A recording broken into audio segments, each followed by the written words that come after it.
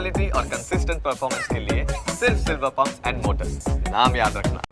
અમદાવાદમાં ક્રાઇમ બ્રાન્ચના અધિકારીની ઓળખ આપીને પૈસા પડાવનાર સામે ફરિયાદ દાખલ કરવામાં આવી છે. વેપારીને ડરાવીને 50 લાખ રૂપિયા પડાવતા મિહિર પરીખ નામના વેપારીએ ફરિયાદ નોંધાવી. ક્રાઇમ બ્રાન્ચમાં ફોરેન કરન્સીનો કેસ થયો છે તેવું જણાવીને વેપારીને ડરાવ્યો હતો, જેમાં 10 થી 15 વર્ષ જેલમાં રહેવું પડશે તેવું કહીને કેસના પતાવટની વાત કરી હતી. પોલીસ તરીકેની ઓળખ આપીને બળજબરીપૂર્વક 50 લાખ રૂપિયા પડાવ્યા હતા. આકાશ પટેલ સહિત 3 લોકો સામે ક્રાઇમ બ્રાન્ચે ગુનો નોંધીને ધરપકડ કરી. આરોપી આકાશ પટેલ સસ્પેન્ડ પોલીસ કોન્સ્ટેબલ છે. આકાશ પટેલ વિરુદ્ધ અગાઉ 16માં અપહરણનો ગુનો નોંધાઈ ચૂક્યો છે.